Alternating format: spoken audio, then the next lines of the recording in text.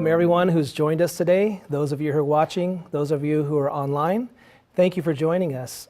This is a special update because prophecy has told us that the final movements will be rapid ones, and things are happening very quickly, and we want to give you a bite-sized, concise overview of what events are coming up and how that compares with prophecy.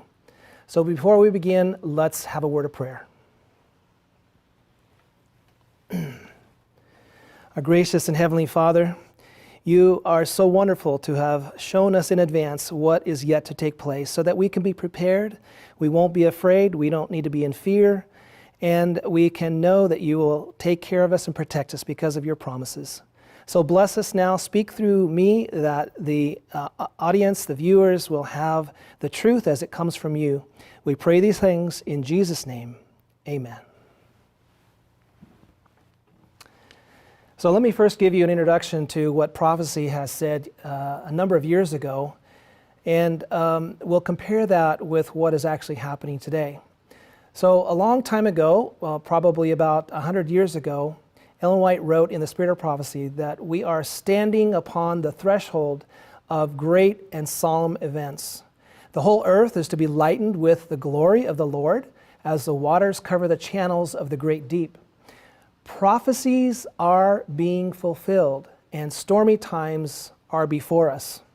You know, many smiled and would not believe us when we told them maybe 20 and 30 years ago that the Sunday law would be urged upon all the world, and a law would be made to compel its observance and force the conscience.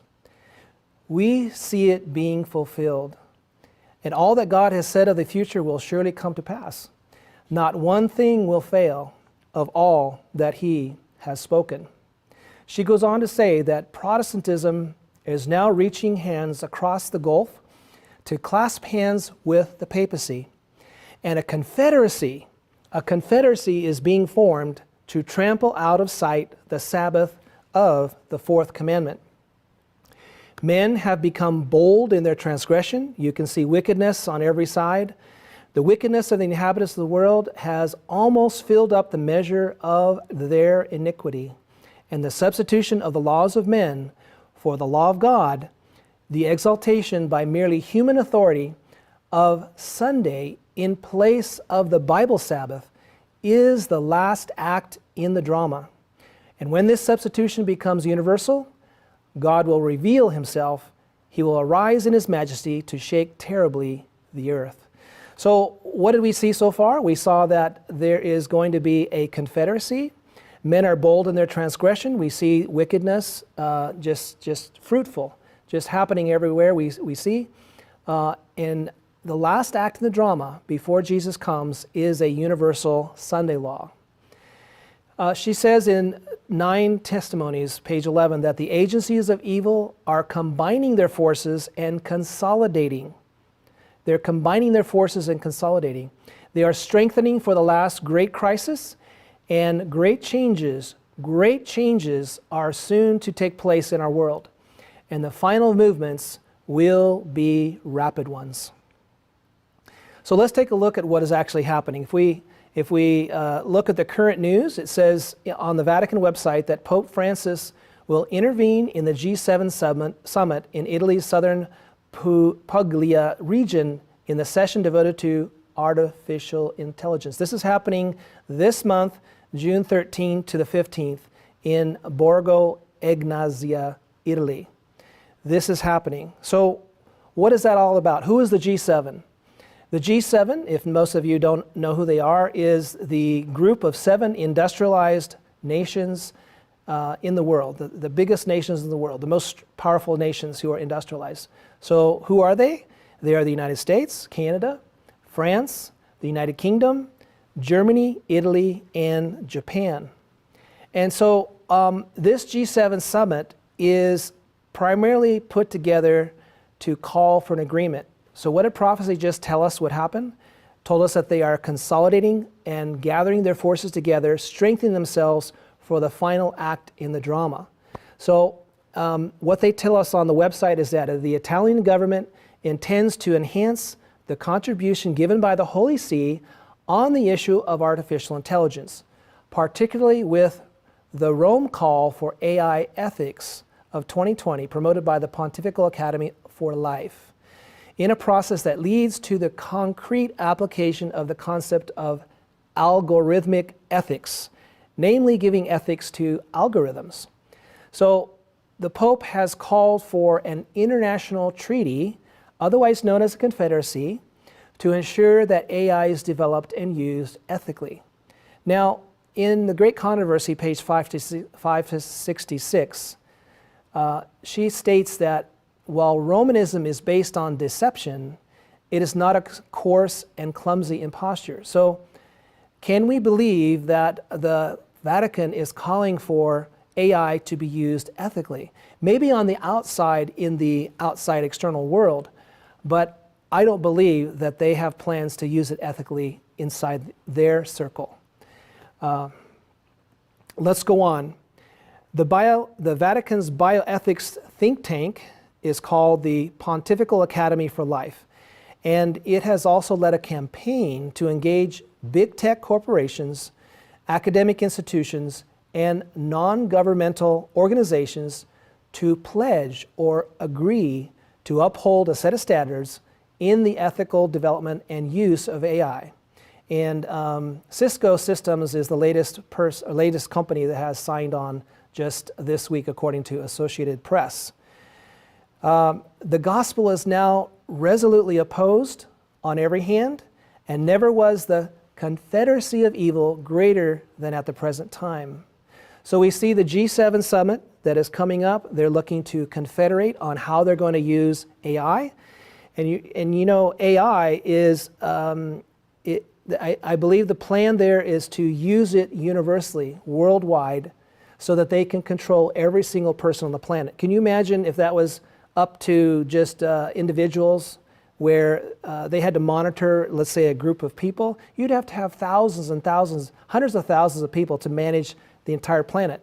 But with artificial intelligence, you can do that with just a massive set of computers or a farm of computers.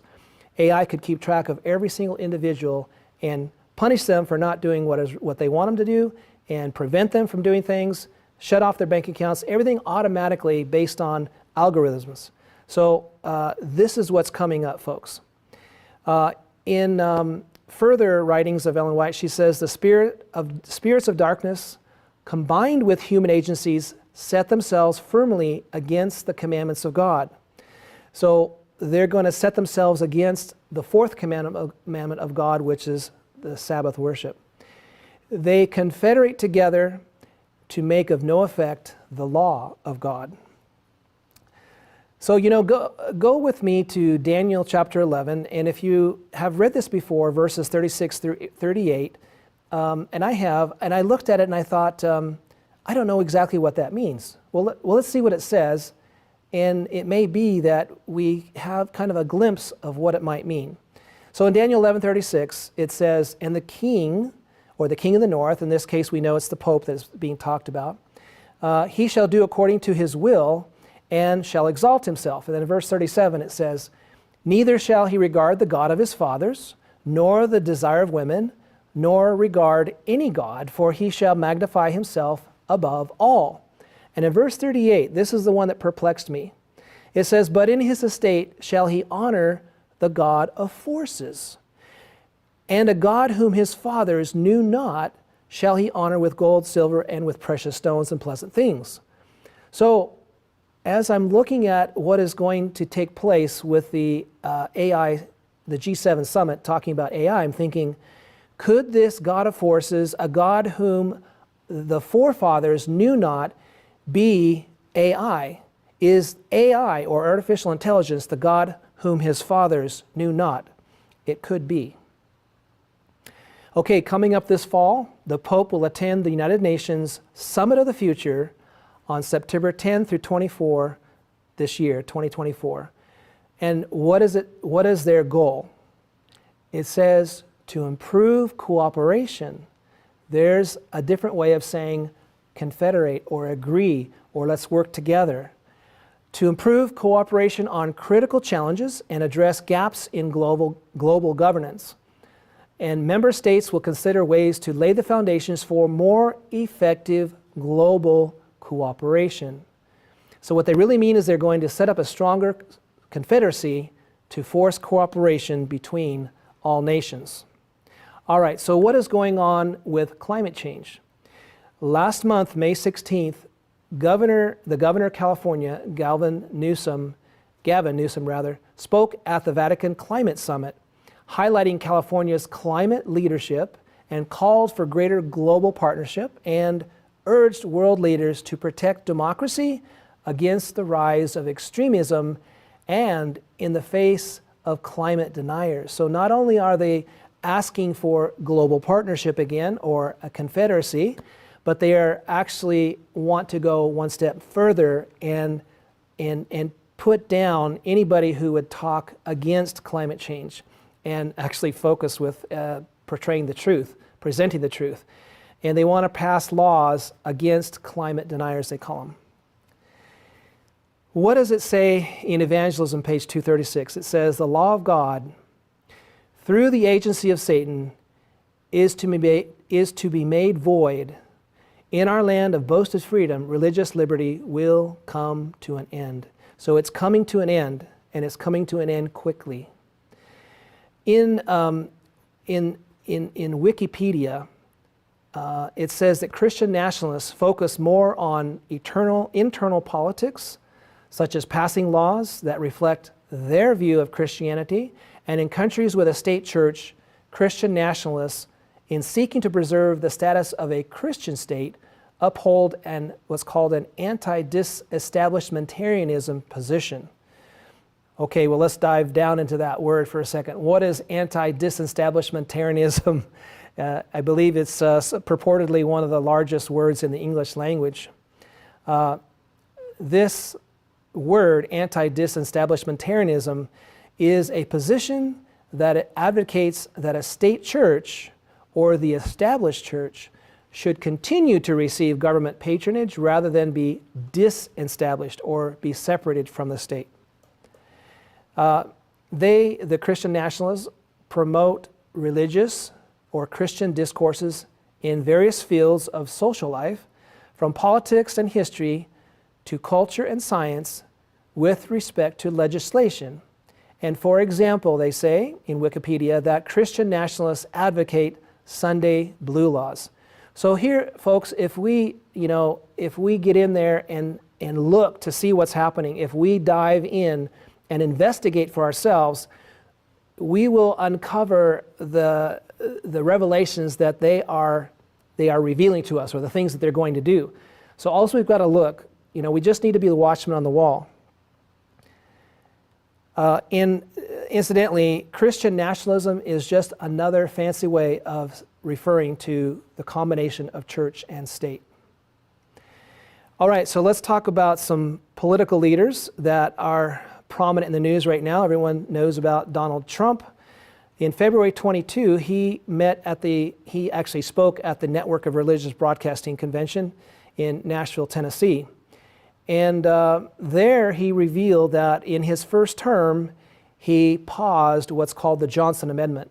And the Johnson Amendment is a bill that prohibited anyone in a church, such as a pastor or lay people, to actually get up front and promote any political narrative, any political position, any political party, on punishment of being de-established as a nonprofit organization, and so they would have to start paying taxes. So he paused that. Okay, this is a very key item. This allows the religious folks to actually start talking politics. In other words, it's allowing them to, it's allowing the church and the state to start coming closer together. He promised to make this permanent so that Christians can speak and do things, in his words, they've never done before. He said Christians have to have a political voice. Religion has more power than men and women. He said to them in this convention, he says, you have such power, but you were not allowed to use that power, and you're now allowed to use it. If I get in there, back into office, you're going to be using that power at a level that you've never used before. Little does he know that how he is predicting the fulfillment of prophecy, where church and state coming back together in the short future will have a powerful impact to silence, censor, de-employ, terminate employment on people, and cut off your bank accounts unless you do what they want you to do. He said it's going to bring back the churchgoer. We're going to bring it back, and I really believe it's the biggest thing missing from this country. He says we have to bring back religion and we have to bring back Christianity in this country. He said, when I was in office, I supported school prayer, and now listen to his next words, which we forced. He forced school prayer. Unfortunately, had to force, he says, into some schools. You would think it would be very easy, he said, but it wasn't. But we did it. He forced it. He says, I signed an executive order to install faith advisors in every federal department and agency so that your voice, the church voice, the religious voice, and the Christian worldview would be heard in the halls of power in Washington and all over the world. It was a very big deal, he said. This is pretty bold, I would say. What we know is that the United States is that power represented by the beast with lamb-like horns. That's in Revelation chapter 13. And this prophecy will be fulfilled when the United States shall enforce Sunday observance. And prophecy does foretell a restoration of Rome's powers. It's found in Revelation 13, verses 3 and 5. It says, I saw one of his heads as it were wounded to death, and his deadly wound was healed. Remember, the deadly wound occurred in 1798 when he was taken out of power by Napoleon's army, went into Rome and actually took the Pope prisoner, and he died in prison. But it says that that deadly wound is going to be healed. It says, I saw as one of his, as it were, wounded to death, and his deadly wound was healed. And all the world wondered after the beast. Then in verse 5 it says, and there was given unto him a mouth speaking great things and blasphemies, and power was given unto him to continue 42 months. Well, 42 months, if you break that down, is 3.5 years. So Rome will be promoted to power to rule the world again as a one world government for 3.5 years coming up. Trump went on to say that when I get into office, I will create a federal task force on fighting anti-Christian bias. Well, those are pretty bold words also to say that if anybody goes against what the Christians want, then there will be a federal task force to go after those people. Well, that means that if you and I don't go along with a lot of their legislation or go along with the Sunday law and worship on Sunday, then there will be a task force that will deal with people like us. Its mission will be to investigate all forms of illegal discrimination, harassment, and persecution against Christians in America. And we will work to reverse the decline of organized religion and church-going in America. Well, you see what he said earlier. He said, I had to force prayer in the schools, and we did it. So his version of getting people to go back to church is also going to be forced. You'll be forced to go back to church, and that day is going to be none other than Sunday. According to the New Yorker magazine, now this is also very disconcerting to me, but according to the New Yorker magazine, on May 9th, 2018, Trump was quoted as calling the U.S. Constitution maybe the worst deal ever. I've seen a lot of bad deals in my life, but this Constitution is a total mess, he said. We need to tear it up and start over. The article goes on to say that Trump was scathing in his remarks about the 229-year-old document, singling out for special scorn its insistence on 3 branches of government. Well, we all know, if any of us have studied the Constitution in the United States, we know that having 3 branches of government prevents a dictatorship from getting out of control. So it's called checks and balances. They check each other and they balance out so that no one branch of government has total unilateral power. But he said that this branches thing is maybe the worst part of the deal. How can that be? If he's elected president, he's supposed to uphold the Constitution, not tear it down, not be against it. He says the first thing we do when we pull out of the Constitution is get rid of those two branches. And you know what it says in 5 Testimonies, page 451? It says, by the decree enforcing the institution of the papacy, which is Sunday, in violation of the law of God, our country shall repudiate every principle of its constitution as a Protestant and Republican government. So we see that Trump is fulfilling prophecy. He is against the Constitution, according to the New Yorker magazine. I'm not saying it, but I'm just quoting to you what the New Yorker magazine interviewed him in 2018, that he is against the Constitution, and prophecy told us, over 100 years ago, that our country will repudiate every principle of its Constitution. Now, Trump also went on to say that he called the First Amendment something that really has to go. No one in his right mind would put something like that in a constitution, he said. Russia doesn't have it. North Korea doesn't have it. All the best countries don't have it. Well, I tend to disagree with you, Mr. Trump. The best country in the world, the United States, has the right constitution and has that amendment because it preserves liberty of conscience.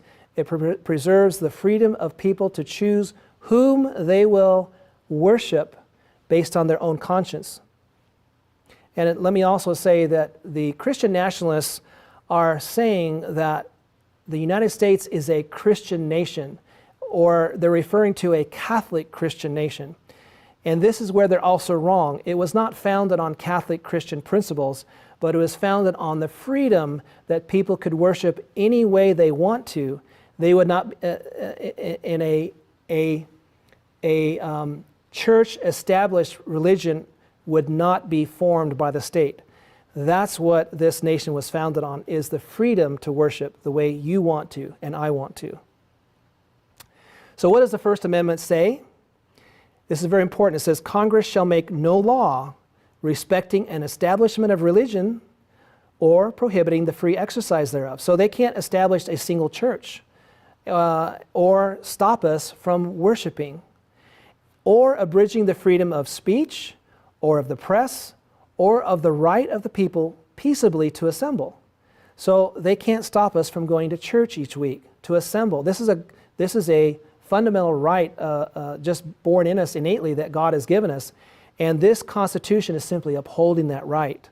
The freedom to talk without being censored, freedom of the press, and the right of the people to peaceably assemble and to petition the government for a redress of grievances.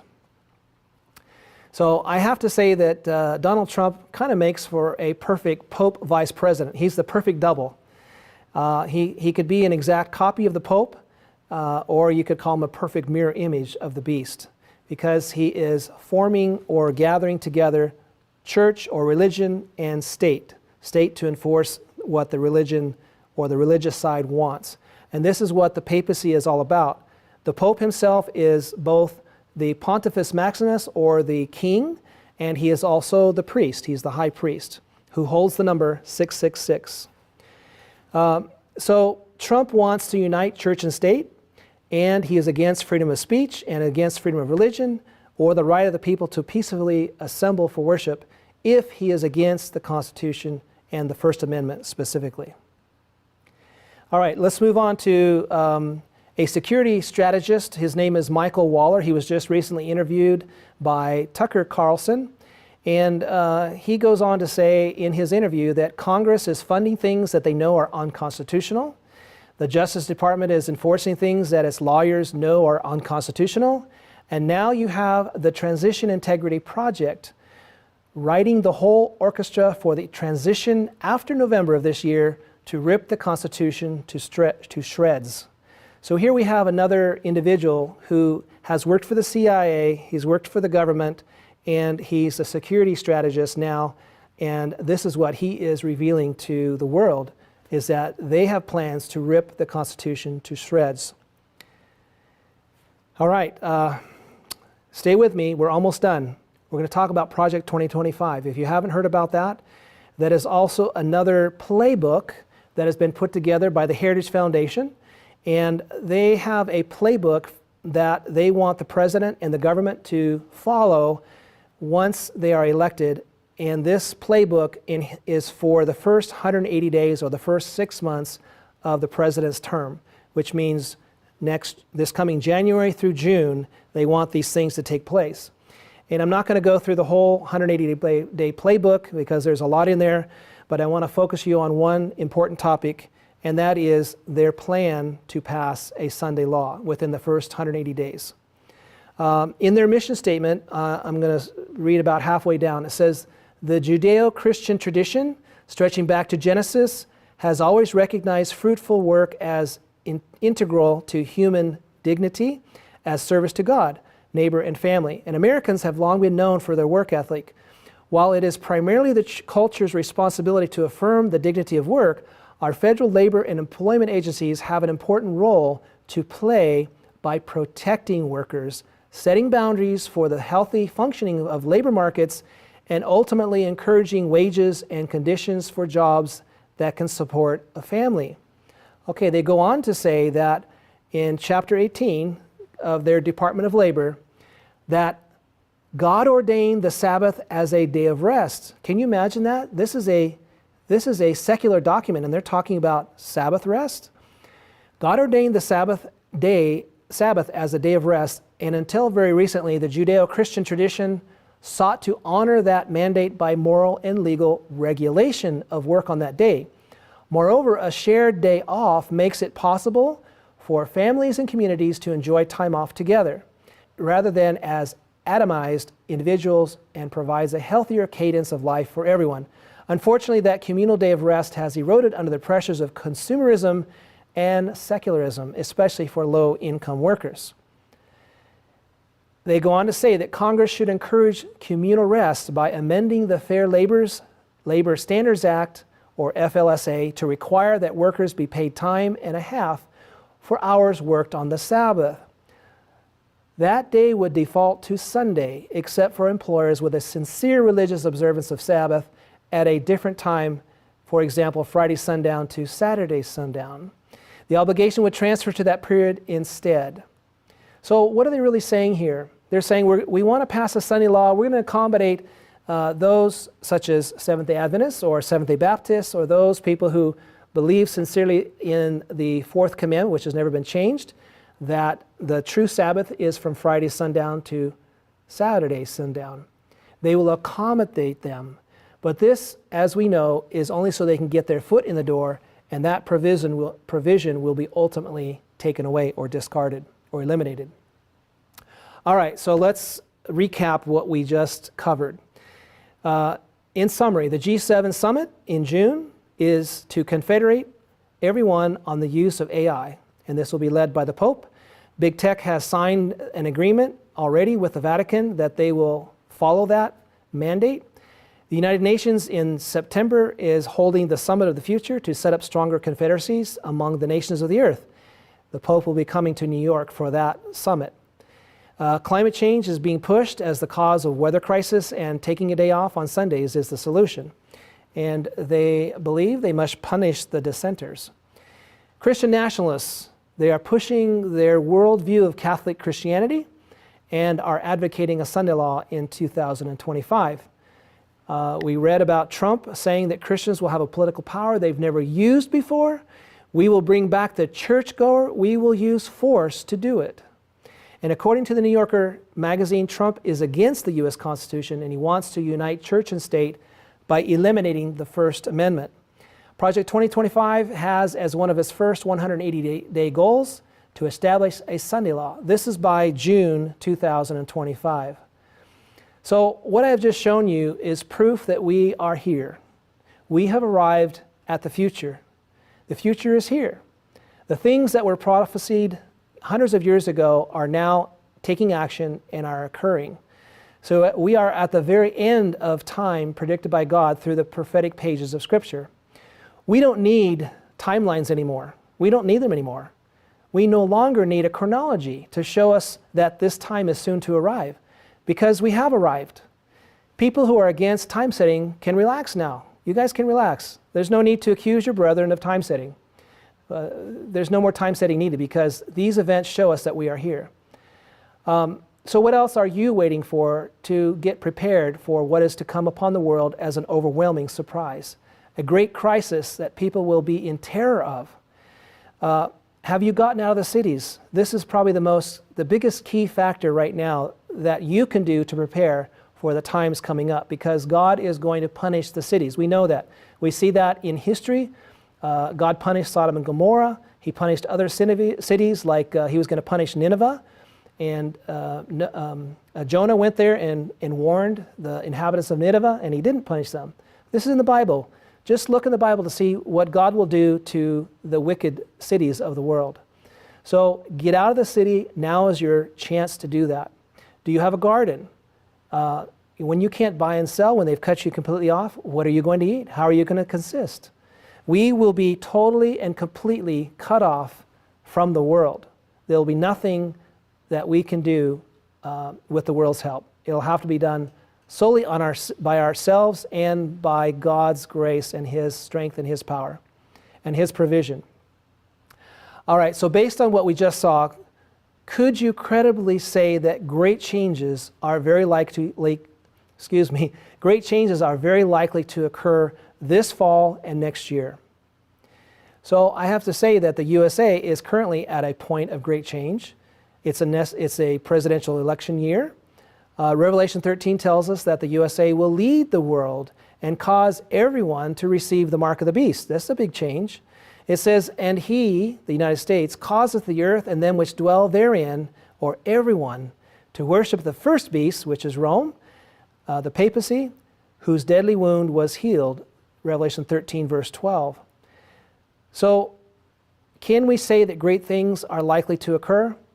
In volume 9 of the Testimonies, page 11, it says, great changes are soon to take place in our world, and the final movements will be rapid ones. So how can you prepare? How can I prepare? How can we prepare? Spiritually, personally. I have to tell you that if you are not totally committed to God, you will not survive.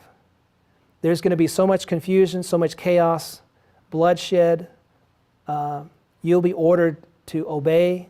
And if you are not solid on your commitment to God, you will not survive. You will give in. In Matthew 22:37, Jesus said, thou shalt love the Lord thy God with all thy heart, and with all thy soul, and with all thy mind. He's asking us to be totally committed. And in addition to that, we must be totally dead to self. We've got to die to what we want, to what you want. Think about the things that you enjoy, the conveniences that you have, the things that you want to do. Is it what you want to do, or are you getting prepared to meet your God? In Matthew 16:24, Jesus said to His disciples, He said, if any man will come after me, let him deny himself and take up his cross and follow me. This is what we must do to be prepared for the overwhelming things, overwhelming crises that are going to occur in the world coming up. You must be thinking, preparing, and moving into a place in the country now. Now, not next year, not when you get around to it, because it takes time to move. We all know that it takes time to move. If you've ever moved from one house to another, from one place to another, takes a lot of time. The actual Sunday law will be the last call to get out of the cities. It's not to prepare to get out, it's you've got to get out when the Sunday law is passed, because you must flee immediately or suffer the crises that await those cities. They're going to be destroyed. They're going to have terrible things that happen to them. And God has been gracious to give us a warning message to get out now before it's too late, so that we don't have to incur the destruction and the calamities and the things that are going to happen in those cities. So the last verse I have for you from Spirit of Prophecy comes from Volume 6 of the Testimonies, page 195. Before the overflowing scourge shall come upon the dwellers of the earth, the Lord calls upon all who are Israelites indeed to prepare for that event. So before the overflowing scourge comes, we must prepare for it. Now's the time to do it. To parents, he sends the warning cry, gather your children into your own houses. Gather them away from those who are disregarding the commandments of God, who are teaching and practicing evil. Get out of the large cities as fast as possible. So this is our warning message today. May God bless you. May God help you. May God give you wisdom to move quickly, and may He show you the place where you need to go. All right, that's it for today's update. We will have more as updates fulfill prophecy and as we see them. God bless.